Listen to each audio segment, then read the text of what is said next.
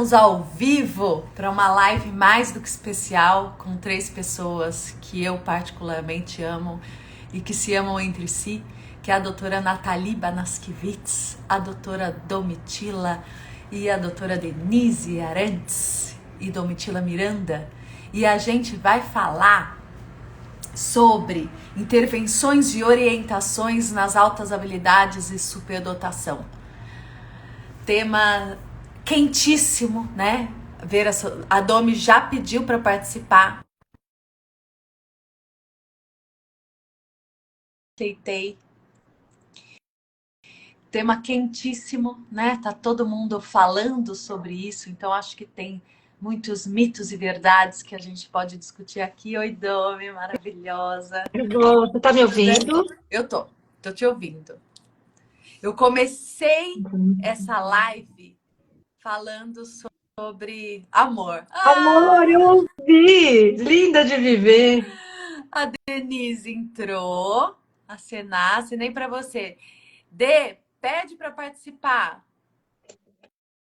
Eu ouvi você falando, menina. Maravilhosa. Aceitar. Pessoas que eu amo e que se amam entre si. Nossa, melhor apresentação da vida. Oi, Nath. Oi. Ei, estamos todas! Que poderosa! Gente, que grupo é? Eu tô entre vocês, que honra! Tudo bom, meninas? Tudo bom, gente? Boa noite. Tudo bem? Boa noite! Então, gangue, né? Tipo isso, minha gangue. Tô me achando. Que honra fazer parte dessa gangue. Bem-vindas, meninas! Bem-vindas a todos para o Integra, Congresso Brasileiro de Reabilitação e Inclusão, que vai acontecer entre 16 e 18 de maio de 2025. Então, corram, porque as inscrições estão bombando, né? E é um congresso que não é não é um espaço grande, é um congresso para ficar quentinho, como diz a Domi, para a gente sentir o bafo um do outro. É maravilhoso. Você fala o bafo do paciente, né? Então. Eu falo. Mas congresso é isso, a gente sentir o bafo de uma da outra e se amar todo mundo junto. Existe amor na neuropsicologia. E daí eu queria começar a live agradecendo o nosso patrocinador principal, que é a Inclua. Então, quem não conhece a Inclua, vai lá, @Inclua com K, Inclua Oficial. Acho que a gente tem que valorizar quem acredita nos nossos projetos, né? Então, primeiro, começamos aí. E daí queria abrir para vocês o que vocês gostariam de falar. É a abertura de um mini curso de 4 horas, não é tão mini, 2 horas, né? 2 horas. 2 horas no Integra. E esse mini curso vai acontecer dia 16, então corram, porque também tem vaga limitada. E vai abordar as intervenções e orientações nas altas habilidades de superdotação. E a gente vai falar exatamente sobre esse tema hoje. Queria que vocês começassem. Estou aqui de ouvinte. Eu também, estou de ouvinte hoje. Até parece. Hoje eu estou de ouvinte. Vou só fazer pergunta. Então vamos lá, Dê. Como que você quer começar? Eu acho que eu posso até fazer uma pergunta Boa, aqui. vamos lá. O que é intervenções em superdotação? Quando a gente pensa em superdotação, porque superdotação não é maravilhoso? Precisa de intervenção? Boa pergunta. Perguntou, né? Essa é a ideia, né, Nathalie? Todo mundo acha que ter altas habilidades de superdotação é um prêmio e que só tem coisa boa. Mas ser humano é ser complexo. Então tem sim muitas áreas de força, muitas facilidades, muitos potenciais, mas também tem dificuldades como qualquer outra pessoa.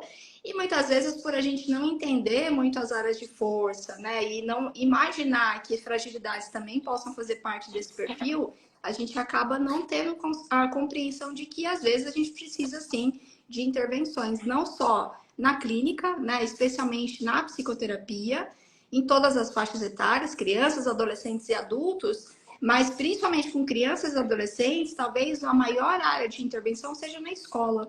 Pensar nos ajustes que a escola precisa promover para de fato incluir esse estudante em suas necessidades, né? Então, acho que é um pouco disso que a gente vai falar aí no mini curso, né? Talvez eu fale um pouquinho mais das questões escolares, né? Um pouco da questão dos adultos também, para trazer para os psicólogos e neuropsicólogos também uma boa compreensão do que a gente precisa orientar as escolas. Porque muitas vezes a gente faz uma avaliação neuropsi, mas, assim, a nossa responsabilidade também é colocar ali nos encaminhamentos o direcionamento apropriado. E, às vezes, no momento de devolutiva, a gente tem que saber também do que a gente está falando ali no encaminhamento, até para orientar. Às vezes, a gente precisa dar uma devolutiva para a escola. Então, é importante conhecer o que pode ser feito na escola para a gente poder dar uma orientação bem assertiva, tanto para a família quanto para a escola, né? Para pensar nesse acolhimento dessa criança e adolescente com altas habilidades. E aí, assim, vocês estão me ouvindo agora? Que eu troquei o fone, tá bom? Sim. Aí, além de toda essa linha de raciocínio que a Denise traz, né? Uma das questões importantes para a gente pensar na intervenção é que a superdotação em si, em tese, não deveria sugerir intervenção, né? A fala da Nathalie traz essa pergunta, não é maravilhoso? Por que a gente vai falar de intervenção? É uma perguntona, né? Porque é uma das coisas que a gente ouve muito mesmo. A gente está num momento que a superdotação encontra um lugar midiático de redes sociais e até da grande mídia que é perigoso, não é só bom, tem um lado bom, porque a gente está sendo. A gente encontra visibilidade e isso traz algumas coisas positivas, mas também é muito perigoso, né? Porque se tem essa noção de que é uma coisa incrível, de que ser superdotado é maravilhoso, que as pessoas vão para a NASA e que elas vão ser bem-sucedidas. E, na verdade, como qualquer outra condição, né? Ser diferente é muito difícil. Ser diferente para um universo que é pensado para os não iguais a você é muito difícil, em qualquer situação. E aí, uma condição atípica ou uma condição diferente, não acolhida, ela é geradora de demandas clínicas em N instâncias, né? Então, quando você vai para a descrição da superdotação das pesquisas, dos artigos normativos, elas vão falar, a grande maioria delas vão falar de um perfil de funcionamento que, em tese, não deveria gerar demandas clínicas. Mas aquela galera não é a galera da clínica que chega até nós e fala assim, cara, eu vim aqui descobrir se a superdotação responde ao que eu vivo, porque eu vivo um perrengue, né? Eu vivo uma dor importante por conta de uma condição não identificada, não acolhida inicialmente e que vai se tornando cada dia um desafio maior a ser superado e aí as demandas clínicas vão sendo desenhadas, né? É o que a D traz, assim, na infância e adolescência a coisa se manifesta muito na escola, mas também é muito das demandas de habilidades sociais, né? A gente tem um cenário importantíssimo de demanda de intervenção em habilidades sociais. Na adolescência isso grita, não só na superdotação, mas também no cenário da superdotação isso acontece. E os adultos, quando não, nessa linha do tempo, quando não olhados em momento nenhum, eles chegam com questões psíquicas de não se sentirem parte uma vida inteira. De terem passado uma vida inteira não se localizando, assim, né? Então, enfim, é um cenário que precisa muito de intervenção. E a gente só vê os profissionais pensando na identificação, né? A gente tem uma guerra aí, assim, quem pode avaliar, quem aplica teste de inteligência, quanto tem que ser o QI, como que... Mas, cara, e o que acontece na fase 2 do game, né? Pois é, então a gente precisa muito pensar nisso. Eu tô bem animada para esse mini curso, assim, que eu e a Denise a gente tá preparando uma coisa linda.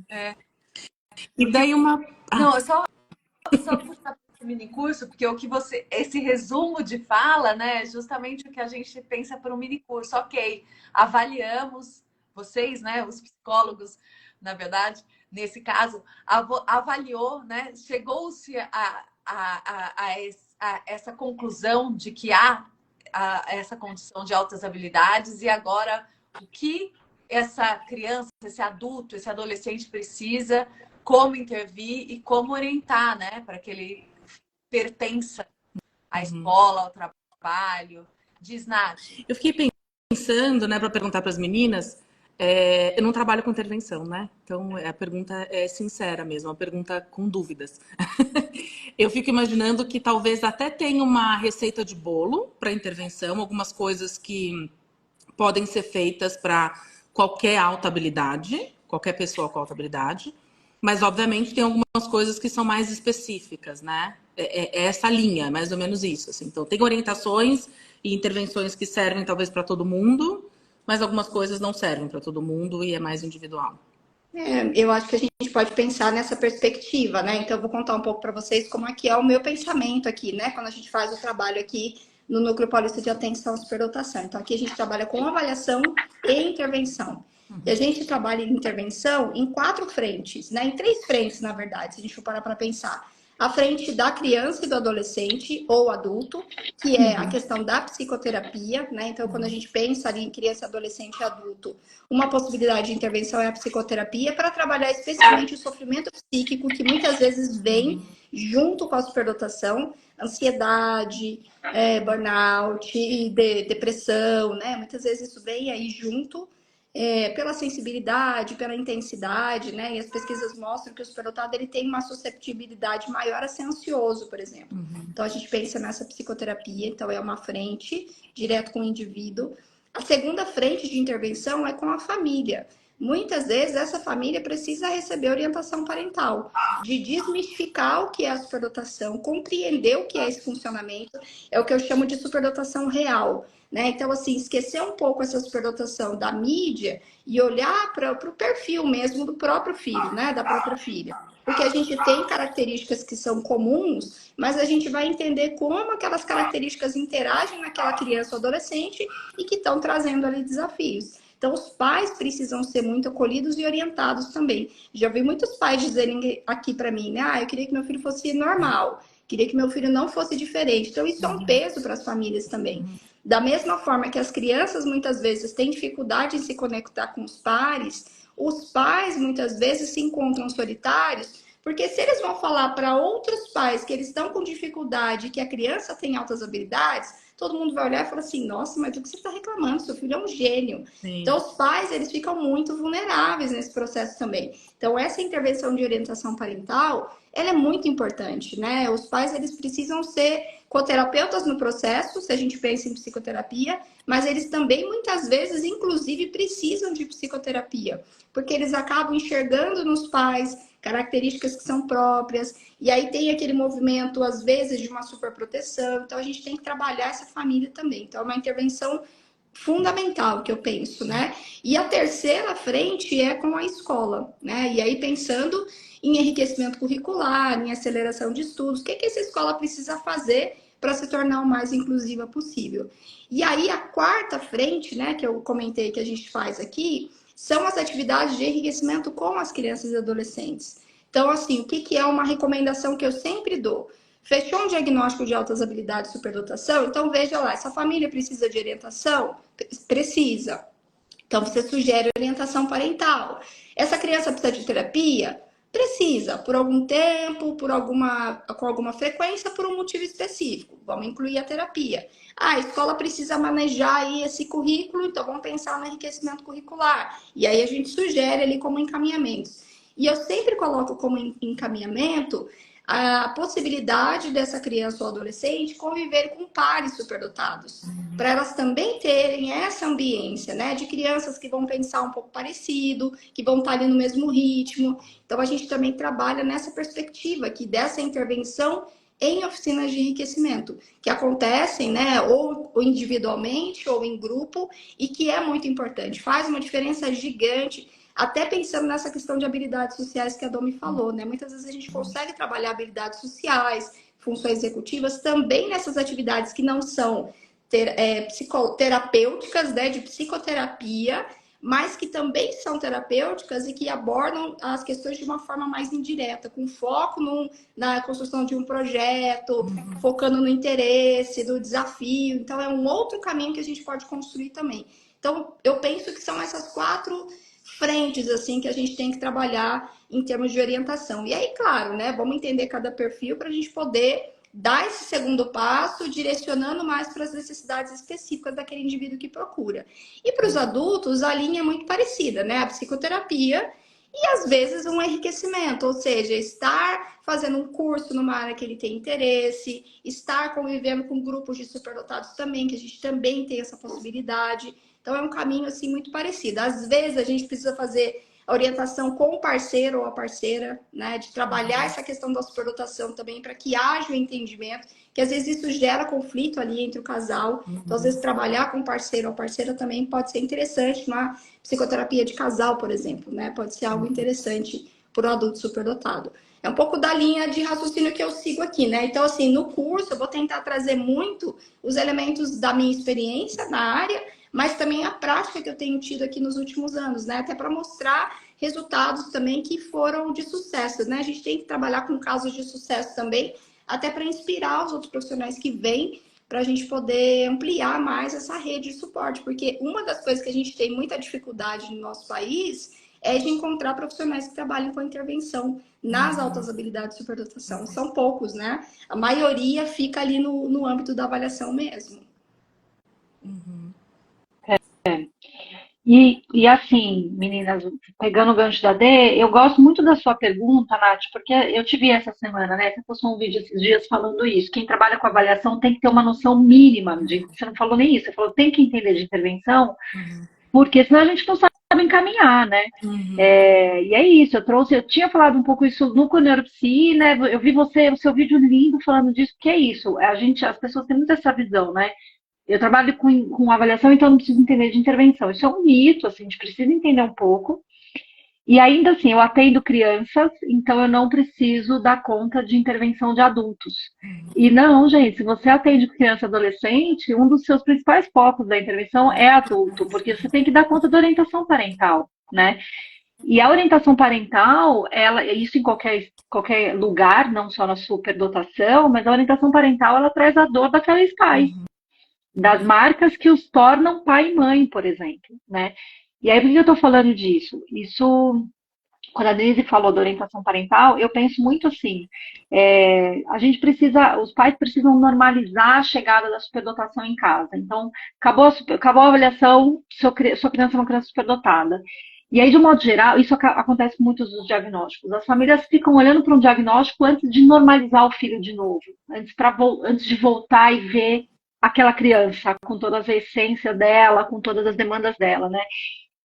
E isso precisa de acolhimento do ponto de vista da intervenção, não só do indivíduo em terapia, mas da família também, né? E além de tudo, a Denise foi falando, eu fui escrevendo, porque é a minha dupla, a Denise, mas eu aprendo com a Denise toda hora, eu preciso construir aqui. E a gente tem que pensar que, assim, tomar muito cuidado no encaminhamento do planejamento terapêutico, de não orientar para fortalecimento das áreas de força. Então, quando a D traz em relação à escola, né, que a gente precisa pensar no enriquecimento curricular, é verdade, quando a gente pensa em enriquecimento curricular, as pessoas sempre vem a coisa da aceleração de série, né? Como que o superdotado precisa ser acelerado? Cara, existem 1000 caminhos de se acolher crianças superdotadas em escola, do ponto de vista pedagógico, que não pela aceleração ou reclassificação escolar. É um caminho, beleza, mas não é para todos e nem sempre é o melhor. Mas, além disso, né, como que eu dou conta das áreas de fragilidade? Como que eu dou conta do que meu filho não é bom? Porque ele sai. Teve uma pergunta que a Marcinha Colasso trouxe, e eu vou usar você, Marcinha, de exemplo, porque eu trabalho muito com REAB, né? A D é psicóloga, psicoterapeuta, a D tem uma bagagem importante em psicoterapia. Eu tenho uma bagagem de psicoterapia, tenho meus pacientes de psicoterapia, mas eu sou muito da REAB, né? Eu venho da Neuropsi, da REAB raizeira, assim. E na REAB, a Marcinha perguntou qual seria a intervenção para superdotados com descalculia ou com transtorno específico de aprendizagem matemática. Cara, o caminho é o caminho para qualquer um com a demanda. Não é sobre ser superdotados, é sobre ter transtornos específicos de aprendizagem, né? Então, era isso que eu estava falando antes. A superdotação em si não exige um olhar de intervenção quando não associada a outras demandas, a outras queixas clínicas. A Denise citou algumas, a Denise falou de ansiedade, a Denise falou de outras, no caso de adultos, por exemplo, de transtornos de personalidade. Então, o que gera demanda clínica não é ser superdotado, o que gera demanda clínica é toda abertura que esse cérebro neurodivergente oportuniza para a ocorrência de outras demandas, sabe? E eu falo de um cérebro neurodivergente como licença poética, porque assim, a superdotação é neurodivergente? Gente, pode ser que sim, pode ser que não, eu não entro nessa briga, eu falo neurodivergente me referindo a um cérebro diferentão, que modula estímulos de forma diferente, isso a neurociência já comprovou para nós, que tem uma captação e modulação diferente de cérebros típicos, né? E que, nesse sentido, são cérebros que têm condições que oportunizam a ocorrência de outras condições clínicas mais do que cérebros não superdotados. E esse é o nosso olhar dentro de um universo da REAB, por exemplo. Então, a gente precisa muito pensar na dupla excepcionalidade. Você tem hora que a intervenção para a D traz muito cenário das demandas emocionais, que são muitas vezes a base de todas as outras, assim. Mas a gente tem hora que a gente tem que ir para treino cognitivo de habilidades atencionais, gente, porque o mundo interno daquele indivíduo é tão incrível que ele não dá conta do mundo externo. O mundo externo dele é chato, não o motiva, não o leva à zona de prazer imediato, não o leva àquele copo que transborda. Eu gosto dessa metáfora. Os superdotados, eles precisam de um copo que transborda. Pessoas da nossa geração, de um modo geral, precisam de copos cheios. A gente não dá conta de baixa demanda, gente. A gente não dá conta de baixa demanda. Isso é da nossa geração, né? O superdotado não dá conta de copo cheio, ele precisa de um copo que transborda. E muitas vezes a busca por esse copo que transborda gera um quadro de desatenção, gera um quadro de hiperatividade, gera um quadro de dificuldade de aprendizagem e demandas acadêmicas escolares, gera um quadro de desregulação emocional, né? Gera um quadro de demandas clínicas pertinentes ao universo da reabilitação. Então, precisa muito compreender a fundo, sabe? Esse momento está muito difícil, porque assim, agora todo mundo trabalha com superdotado. Cara, é muito diferente, mas a pergunta da Marcinha é: qual é a intervenção? A intervenção é para qualquer um com transtorno de aprendizagem, mas sendo um indivíduo superdotado, tem umas minúcias do manejo clínico, que os superdotados precisam, assim, o superdotado é um indivíduo que oscila entre a vaidade da inteligência, que às vezes o paciente nem tem, mas o mundo tem. Vamos pensar que indivíduos com transtorno do desenvolvimento intelectual eram chamados até ontem de deficientes intelectuais, ou seja, ele não tem inteligência. Deficiência é isso, né? A gente vai falar de deficiência de vitamina D, é falta de. Então, o TDI, ele tinha falta de inteligência. Olha como a gente lida com ele. Olha como a inteligência é um ativo de consumo, né, de glamour, assim. Então, o superdotado é um paciente que ele briga internamente entre a vaidade da inteligência, porque ter facilidade de aprendizagem, cara, é incrível, e a dificuldade de ser diferente e de autorregras rígidas que são exigentes, de uma régua inalcançável. Cara, é um conflito diário. Desde a hora que ele acorda, abre o olho, se olha no espelho e fala: meu olho tá um pouco esquisito hoje, ontem tava mais bonito, sabe? Enfim, então, é mais ou menos isso, Marcinha. O caminho é o mesmo, mas lembrando que a superdotação tem uma cerejinha do bolo aí que precisa ser olhada com outro cuidado, né? Eu até queria complementar um pouco isso que você traz, Domi, porque às vezes a gente pensa em estratégia de intervenção, né? Especialmente, vamos pensar aí na TCC ou em alguma abordagem que a gente tem algo um pouco mais estruturado. E às vezes a gente traz essa estratégia de intervenção e funciona com 90% dos pacientes e não funciona com alguns. Com os superdotados é a mesma coisa. Às vezes funciona com boa parte dos superdotados e às vezes não funciona com alguns. E qual que é a questão importante que a gente tem que pensar quando a gente vai montar a nossa intervenção também? O superdotado, primeiro, a coisa tem que fazer sentido. Tem que ser algo que faça sentido. E segundo, tem que ser algo desafiador. Então, sempre pensar em tarefas que vão tendo níveis de desafios e que levem a um desafio grande, porque o desafio motiva. Isso faz com que eles fiquem muito motivados, por exemplo, no momento de avaliação. Isso quando a gente está falando de uma superdotação pura, né?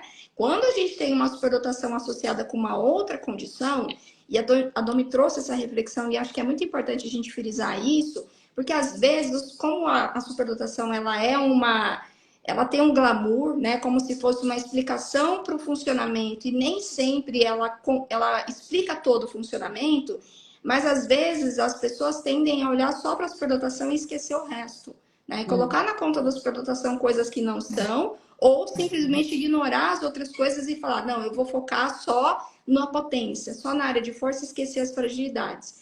Mas não é isso, a gente também tem que pensar numa intervenção que dose, que vá ali para a área de grande fragilidade e que vá para a área de força. Mas a gente não pode esquecer a área de fragilidade. Hoje eu vejo muitas pessoas falando do aspecto da sincronia no funcionamento do superdotado, e que a gente sabe que é real. Então a gente vai ter ali uma criança, um adolescente com um potencial cognitivo muito alto, mas com uma questão emocional dentro da idade daquela criança. Esses dias uma família veio e falou assim para mim, nossa, Denise, às vezes eu tô conversando com meu filho, parece um menino de 15 anos, argumentando, trazendo questões, reflexões profundas, mas quando ele se desorganiza, né, quando chora, quando vai para o lado emocional, ele é uma criança de 5 anos, e ele tem 5 anos de idade. Então, parece que é uma sincronia muito grande, mas não, o emocional está dentro do que seria esperado para uma criança de 5 anos de idade. É que chama atenção porque parece que vira uma chave e é muito grande essa mudança. Então, assim, levar em consideração que há uma sincronia, mas que não é uma sincronia de uma criança de 5 com um emocional de 3 e um cognitivo de 9. Não. É uma sincronia de uma criança de 5 com um emocional de 5 com um cognitivo de 9. Né? Então, essa é a sincronia. Se tem uma sincronia que o emocional está abaixo da idade esperada, ou o psicomotor está abaixo da idade da criança, tem uma sincronia que não é justificada pela superdotação. Então, tem alguma outra coisa acontecendo que faz com que essa sincronia seja maior. Então, talvez a superdotação não esteja sozinha, talvez tenha uma outra condição junto. E quando a gente vai pensar em intervenção, muitas vezes a gente tem que esquecer um pouquinho a superdotação, investir nessa área de força, para depois voltar a olhar para a questão da superdotação, né? Então, acho que isso é um ponto importante. A gente não pode fechar os olhos para as outras dificuldades que venham. E na intervenção, a gente tem que aprender a dosar isso. Então, ora, a gente vai investir muito na área de força para manter o engajamento, a motivação. Ora, a gente vai trabalhar com aquela questão de fragilidade, que também é importante, que precisa ser olhada e cuidada, sempre pensando nessa questão do desafio. Então, atividades que são muito fáceis, às vezes eles vão perdendo interesse ao longo do caminho. Então, assim, ter pensar em muitas atividades, por exemplo, para um atendimento, não achar que uma atividade vai dar conta ali dos 40, 50 minutos, porque muitas vezes eles vão fazer muito mais rápido do que outra criança faria, que é isso, né? O superdotado, ele aprende mais rápido. Então, ele também vai ter uma capacidade de compreensão mais rápida. Então, às vezes, você ter 2, 3 estratégias, ou ter plano A, plano B e plano C, como é que a criança está naquele dia, o que vai render mais? Será que isso que eu planejei vai funcionar? Ou eu tenho que ter sempre algo... Eu gosto de ter sempre uma carta na manga, né? Então, eu tenho ali uma coisa mais pensada para aquele dia, mas eu tenho um plano B também. E aí, como a criança vem naquele dia, a gente vai sentindo, a gente vai mudando, né? Com adolescente é mais complexo e eu trabalho um pouco mais em terapia de adolescentes, né? O meu foco é em adultos, mas eu trabalho com alguns adolescentes também. E é mais desafiador, né? Porque aí você vai fazer perguntas. Ah, não, tá tudo bem. Como é que foi na escola hoje? Ah, tudo bem. Em casa? Ah, tudo bem. Então não vem muita fala também. Então você tem que lançar a mão de muitos recursos, muitas vezes. Geralmente recursos associados com a área de força também. Então, se a área de força é desenho, usa bastante esse recurso, né? Então, por exemplo, eu tenho um adolescente que gosta muito de mangá.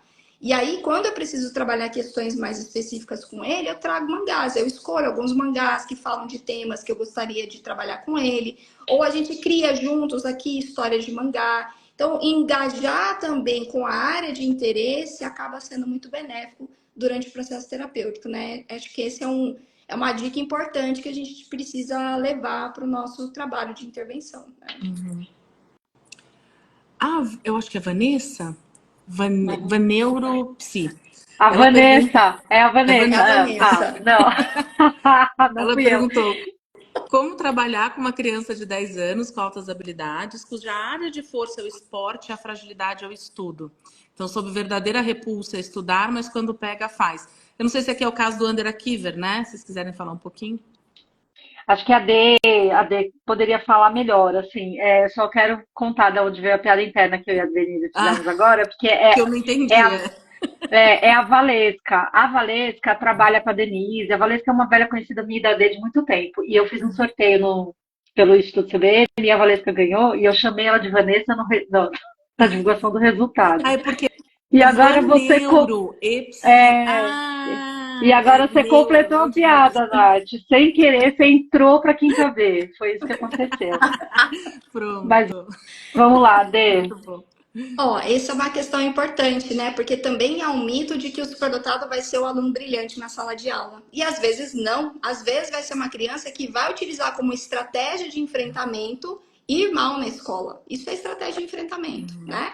E por que tá indo mal na escola? Aí é que a gente tem que intervir. A gente tem que entender, às vezes visitar a escola, fazer reunião com a escola, entender o que tá acontecendo, ver também do ponto de vista emocional o que está acontecendo com aquela criança, conversar com a família para entender por que ela está usando essa estratégia de enfrentamento se ela tem um potencial cognitivo bom. Né? No caso dessa criança em especial, a gente está falando de uma criança que tem uma força no esporte. Então, talvez pensar em buscar outros espaços em que ela possa desenvolver essa área de força, porque esporte, arte, música, dança, a gente não vai dar conta de intervir.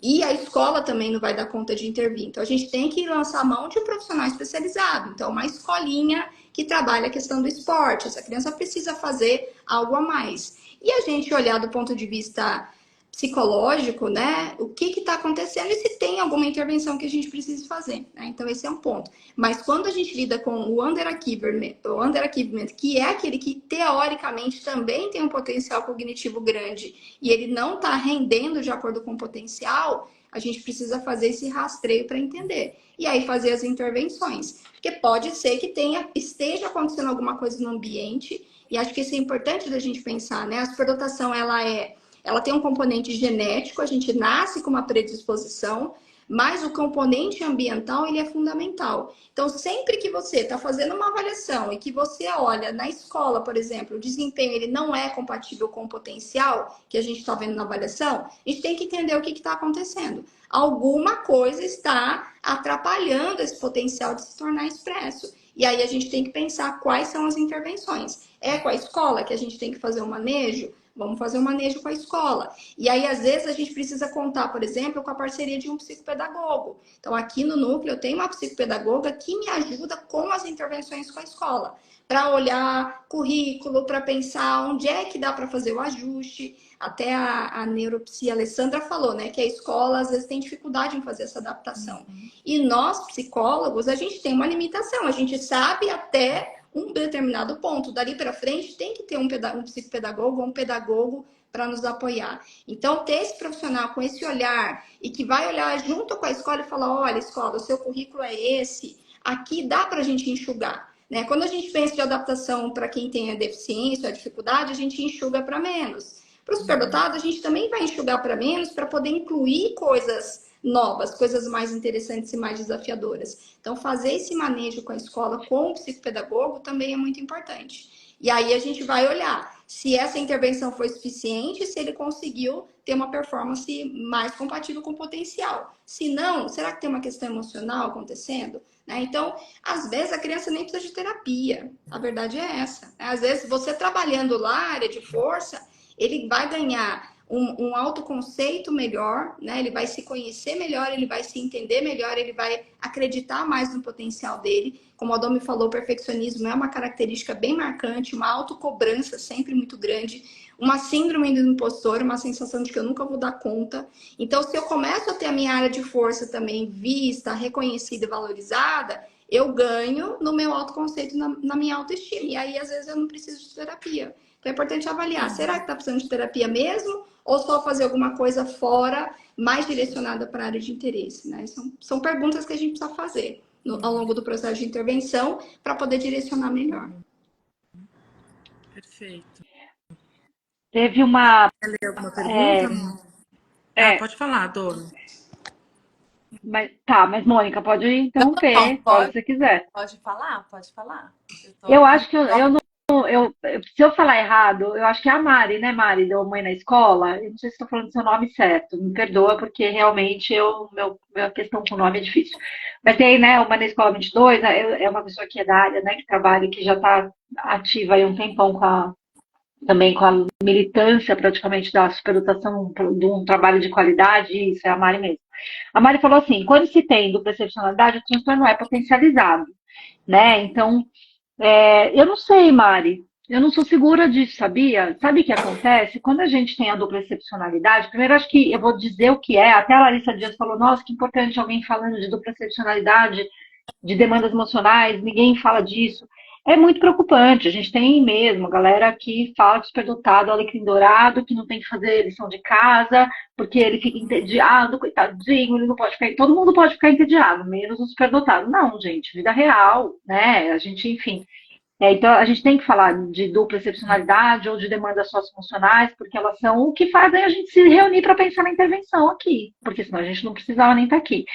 E aí, Mário, o que eu queria pensar é assim, em alguns casos, né, na superdotação, de fato, a condição de altas habilidades traz uma profundidade, o superdotado de modo geral, isso é uma regra, tem uma profundidade emocional, né?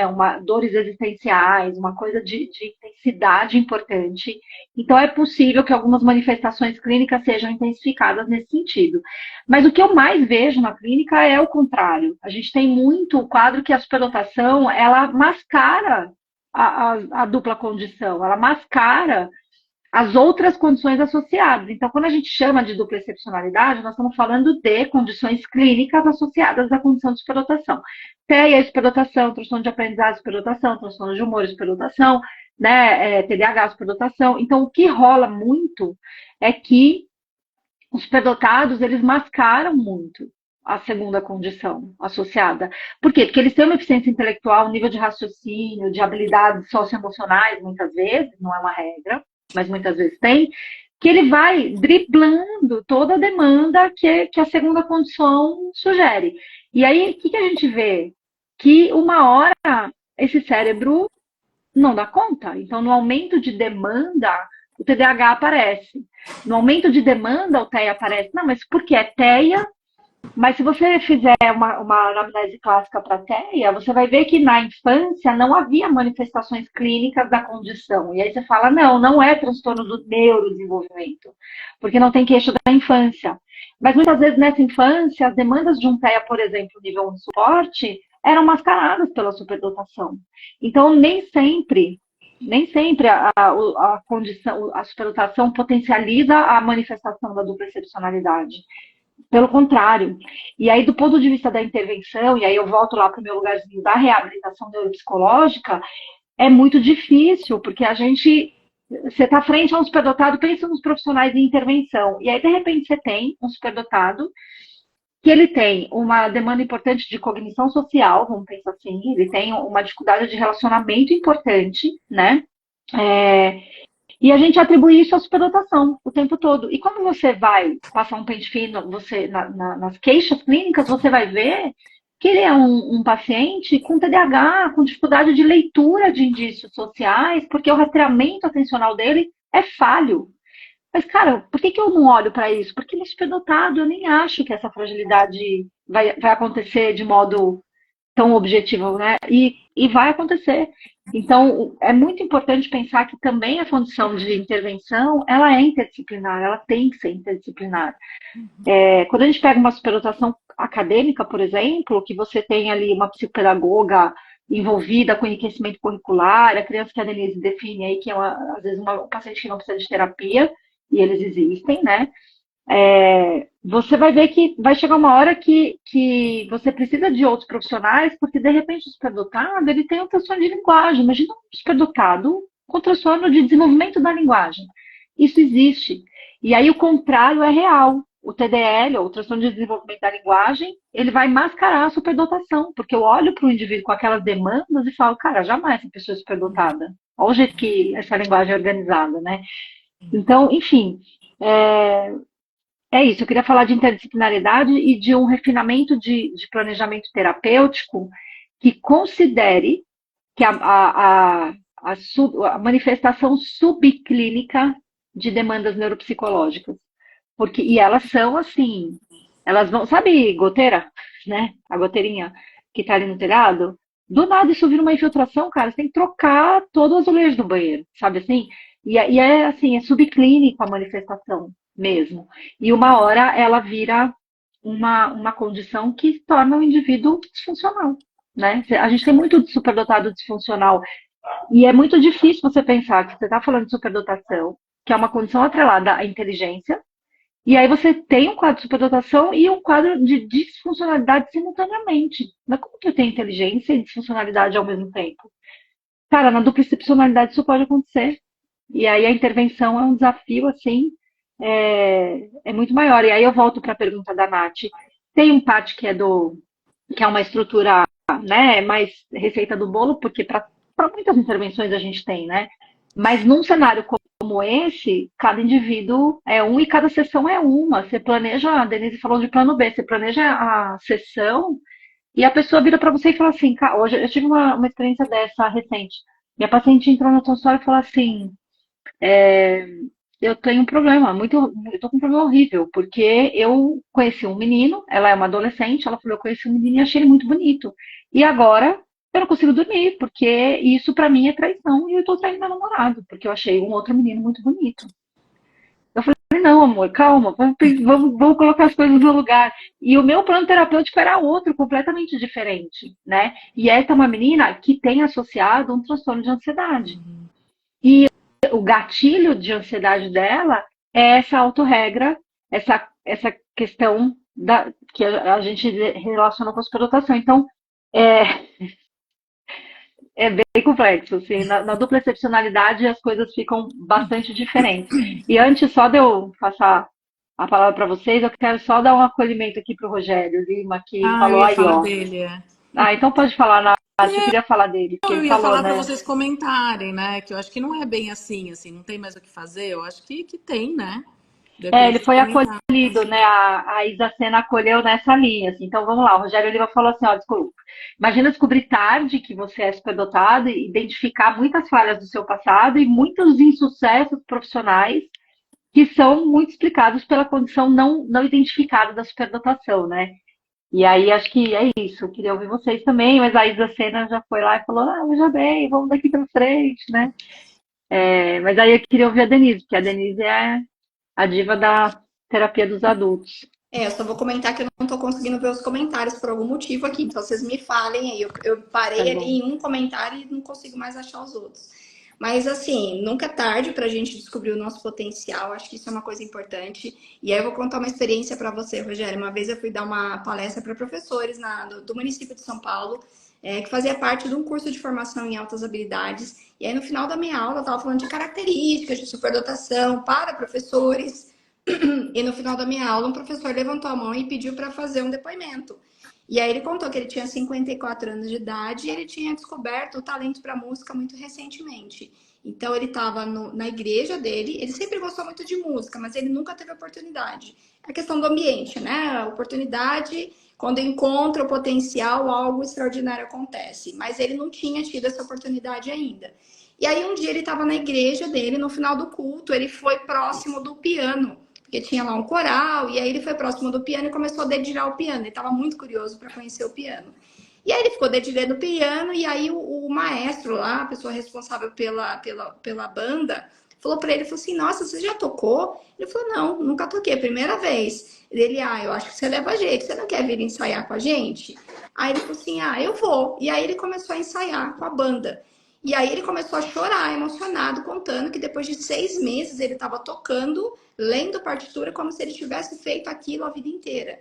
Então pensa que tem aí um potencial adormecido e que se você tiver oportunidade, você vai conseguir desenvolver esse potencial e você vai viver plenamente esse potencial, né? Então assim, deixar para trás o que passou não dá, a gente reorganiza isso internamente, mas olhar daqui para frente caminhos, escolhas, né? Eu recebo muitos adultos aqui que a grande demanda deles, especialmente aí o pessoal na fase dos 35 aos 40 anos, que a grande demanda é do trabalho, né? Repensar a carreira. Estão repensando carreira. Por quê?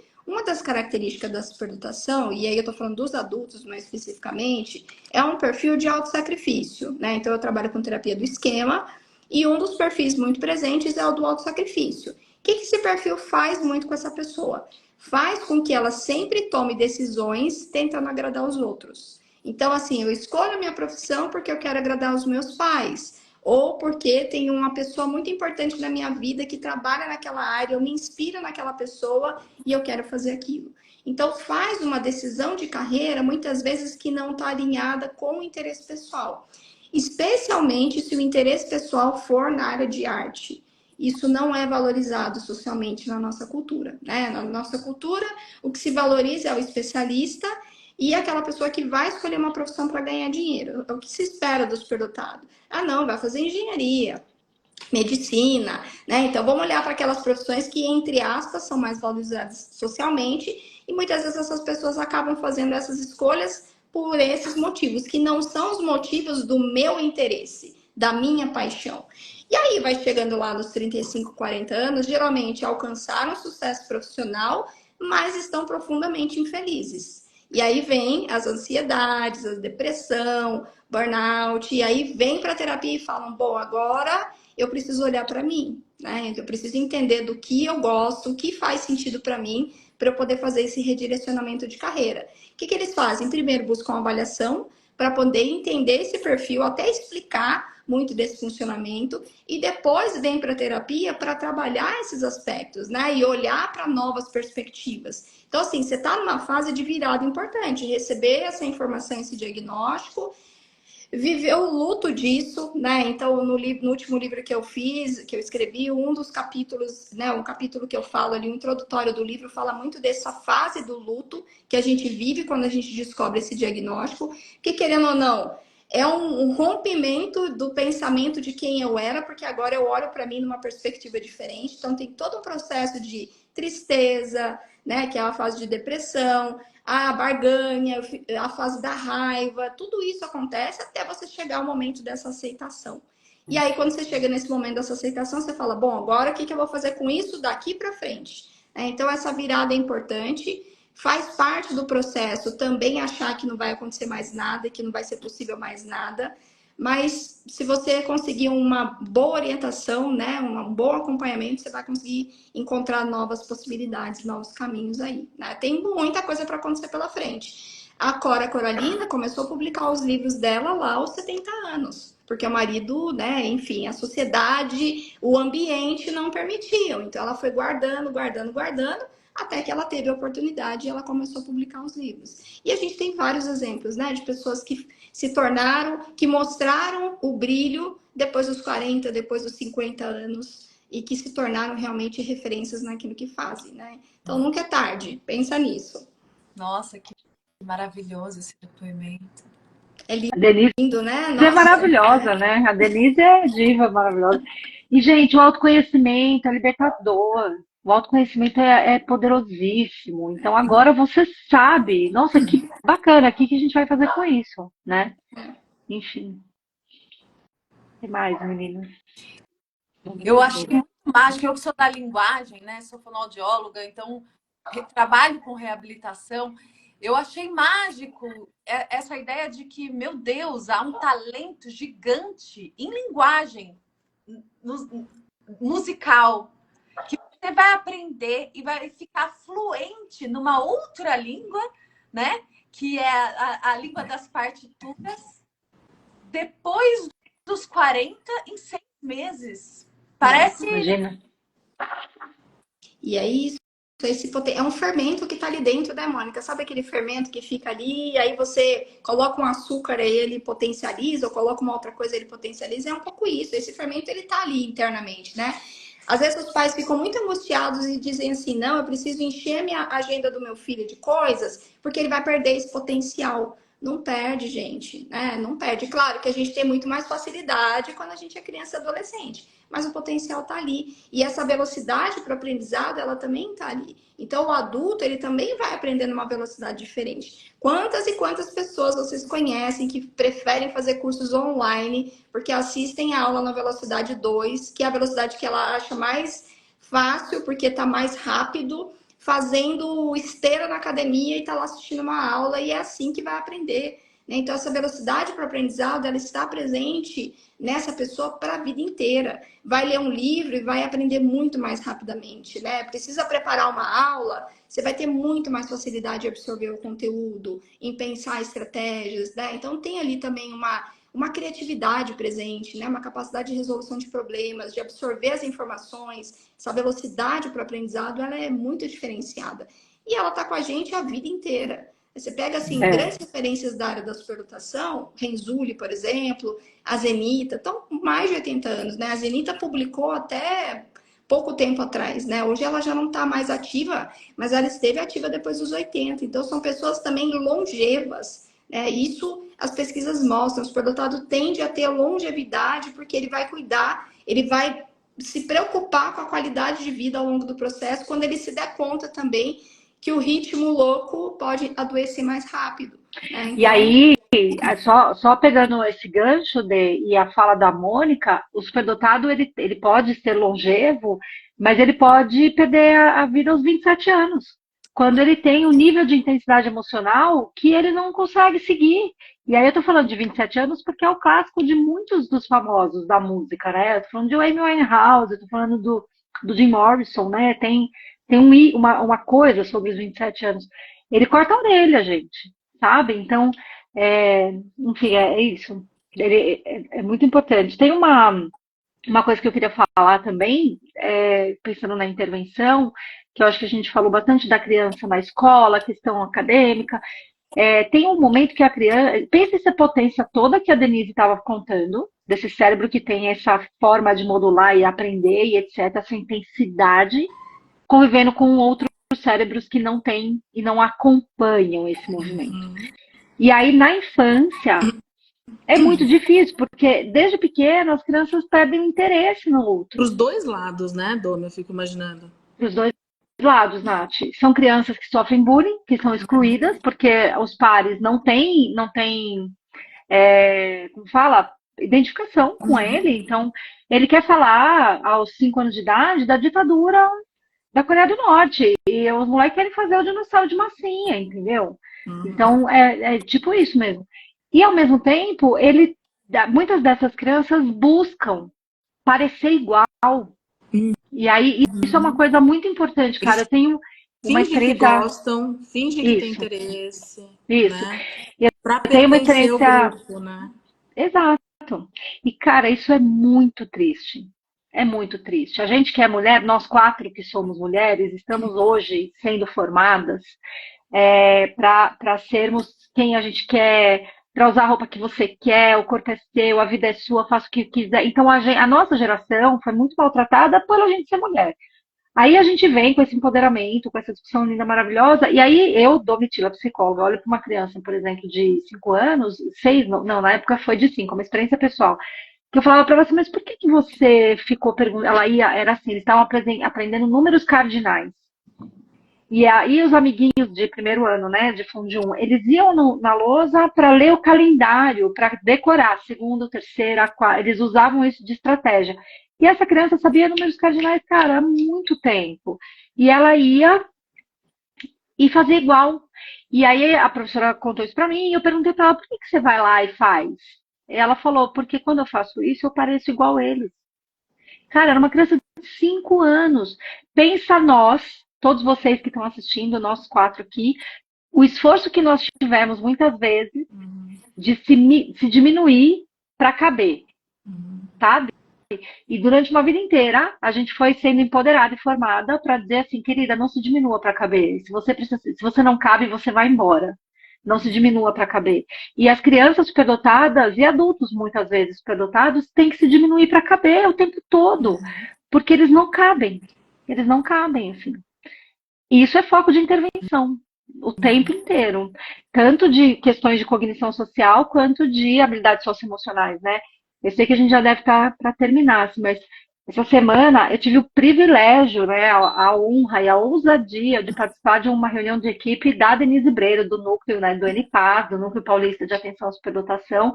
A Dê me convidou para estar junto e a equipe da Dê estava em aula com uma psiquiatra que é super referência para nós na área também, que é a doutora Fabrícia, né? Fabrícia Fignorelli, e a Fabrícia estava falando de transtorno de personalidade. Eu falei, Fabrícia, que diferente a gente pensar no transtorno de personalidade, da personalidade esquizoide, porque nos critérios diagnósticos está, por exemplo, o isolamento social e a ausência do bem-estar, né, coletivo. Mas tem superdotado que não tem vida social porque ele escolheu, porque ele não dá conta. Ele não é que ele tem um transtorno de personalidade. Ele não tem recurso para dar conta de pessoas diferentes dele, sabe? E isso começa lá na infância, quando a criança se diminui para caber, ela precisa parecer igual. Essa luta de precisar parecer igual, cara, ela é muito doída. Porque não Ela é fica muito mais doída. prazerosa a interação. Então ele escolhe se isolar, né? Sim. É isso. Não é uma falta de habilidade social, né? É uma escolha. Eu queria fazer aqui uma pausa para a gente convidar todo mundo para o Integra, Congresso Brasileiro de Reabilitação e Inclusão, que a gente vai abordar esse tema. A Domi e a Denise estão preparando um mini curso que vai acontecer dia 16, mas a gente vai ter muitos temas relevantes, então estão todos convidados.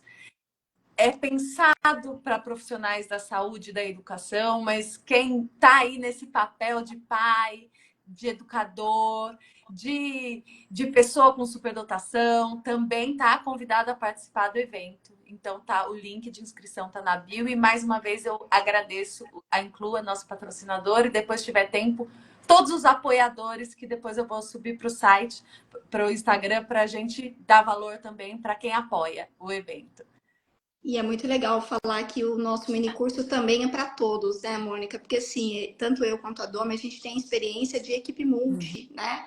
Então, assim, tem uma fono parceira, que inclusive estava aqui na live, a gente tem discutido muito a questão do transtorno de desenvolvimento de linguagem. Nesses dias a gente fez uma supervisão para ela me falar de um caso que ela atende no consultório.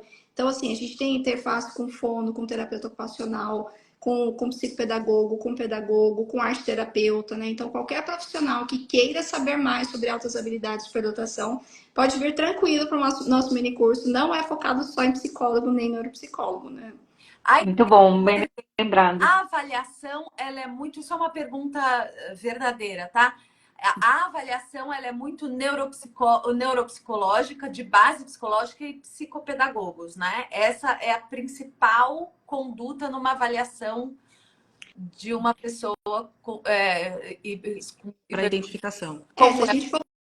Se a gente for pensar, eu acho que sim, né? Tem esse enfoque neuropsicológico, mas é importante, Mônica, a gente fazer uma boa anamnese, né? Porque, por exemplo, se eu tiver aqui fazendo a anamnese de uma pessoa, né? Pode ser uma criança, um adolescente, um adulto, e essa pessoa começa a contar da música. Ah, porque eu toco muito, porque eu toco... Esses dias eu dei devolutiva de um paciente que toca em escola de samba, né? E aí queriam chamá-lo para ser mestre, enfim. Aí você começa a ouvir essa história e fala, opa, os meus instrumentos não são capazes de medir isso. Então eu tenho um profissional especializado em avaliação de música e ela faz essa parceria comigo. Então, às vezes, essa avaliação ela precisa ser um pouquinho mais ampla, né? Mais multidisciplinar. Uma fonoaudióloga entra para compor, como eu e a Natália. Isso, exatamente. Posição interdisciplinar na mesma avaliação. Exatamente. Às vezes a gente está num processo avaliativo, e já aconteceu algumas vezes aqui, de a gente aplicar um TDE ou observar questões que não seriam compatíveis com o perfil de superdotação e que pode ser um transtorno de linguagem. Aí a gente chama a fono para olhar junto, né? Então, esse trabalho multidisciplinar ele é importante. A gente tem que ter a humildade de saber que a gente não vai dar conta de tudo. E trabalhar em equipe enriquece muito, né? A gente olha de diferentes perspectivas para aquele indivíduo, enriquece muito, a gente consegue dar um direcionamento mais apropriado também para a família depois, né? Perfeito. Quando você fez a pergunta, eu fiquei dando risada aqui, porque assim, essa é a maior treta da área, sabe? Então, avaliação, né? Tem que ter o QI acima de tanto. Quem faz? Se precisa do QI X, tem que ser psicólogo. Ah, mas e o pedagogo que está na sala de aula, de novo, né, Mônica? O bafo do moleque, todo dia, ele tem acesso ali a uma performance que a clínica nunca vai dar. Então, é interdisciplinar, né? E aí eu vou falar do lugar da neuropsicologia. A avaliação neuropsicológica, ela é ferramenta auxiliar de uma investigação que é muito mais ampla do que só a avaliação neuropsi. Eu vivi isso hoje, eu dei uma devolutiva hoje para um paciente que do ponto de vista da psicometria que a neuropsicologia me permite, e ainda com o raciocínio clínico que a neuropsicologia permite, com todo o conhecimento que eu não vi a superdotação. Mas ele é um cara que tem um desenvolvimento na área de música, que eu não sei se isso é superdotado, porque eu sou tão ruim em música, qualquer um que toque qualquer coisa para mim é brilhante, mas aí eu entro na minha subjetividade já. Uhum. E aí a avaliação não é subjetiva, eu preciso de outros profissionais para me ajudarem. Então é isso, assim. Mas essa é a treta, Mônica. Ainda bem que foi no fim da live, nem dá para continuar. Muito bem, então acho que a gente precisa encerrar, né? Mas foi um prazer gigante, sempre um prazer estar com você. Muito bom ouvir você. Tô louca para chegar esse dia 16. Tô tão ansiosa. E Eu também. vai ser maravilhoso. A gente tem Débora Zambuja, a gente tem Helena Mioto, a gente tem Ariela Fornachari, a gente tem Priscila Cobra, a gente tem Antônio Serafim, a gente Ai, tem... gente. Nossa, a gente tem Tati De Paula, a gente tem fisioterapeutas incríveis, terapeutas ocupacionais incríveis, a equipe do TIM da Unifesp entrou. Então, a gente tem parcerias maravilhosas, Ser em Cena, Isaac Brasil, o TIM da Unifesp, a Neuromodulação em Foco. Ah, meu Deus, tanta gente que agora devia... Vai dar branco, depois vai ficar se sentindo culpada. Mas vamos saber quem são os apoiadores e agradecer como eles merecem. E, Mônica, posso fazer um atrevimento aqui? Muito rapidinho. Ela também. A Pri tá falando meu amor para esse grupo. Tá. Sim. Eu vou fazer um atrevimento bem rapidinho para as minhas alunas que estiverem assistindo a gente, que é assim, o Integra é do dia 16 ao dia 18 de maio, aqui em São Paulo, e eu vou comemorar o meu aniversário, que é dia 19, nesta balada que vai ser esse congresso. Então, assim, espero o abraço de todas vocês. Eu vou estar esperando vocês lá. É isso. Tá bom. Muito bom. Muito obrigada, meninas. De verdade, muito bom ver vocês. É sempre uma aprendizagem incrível. E obrigada por esse tempinho para vir fazer a live com a gente. Eu fiquei muito feliz com o convite da live, especialmente com o convite para participar do congresso, né? Porque a gente levar esse tema da superdotação para outros, né? E vocês têm dado oportunidades incríveis para a gente, tanto lá no Coneuropsi quanto agora no Integra, de poder trazer esse tema também, levar essa informação de qualidade, com base científica, com preocupação, com ética, para muito mais profissionais, né? Acho que isso é muito importante. Então, a gente que tem que agradecer, né, Doma, essa grande oportunidade que vocês dão aí pra gente mais uma vez. Obrigada, eu fico me achando, eu não dou conta de normalizar vocês nunca. Imagina todo esse povo que a Mônica conta, que vai estar no Integra, que vai ser com certeza o evento mais importante de reabilitação do ano, e eu, assim, junto com a Denise, gente, eu tô um nojo. Eu sou leoniníssima. E eu falo o seguinte, não me acho, eu me sei. Então, eu digo a mesma coisa pra você. Você tá se achando? Não, você se é. Arrasou. Mas eu brinco que assim, é muito bom, eu sou muito bem relacionada, né? Olha o povo que tá do meu lado. Então eu me sou, fechou. Também. Isso Um beijo, meninas, muito obrigada. Obrigada, viu? Beijo, Tchau. gente. Boa noite. Boa noite.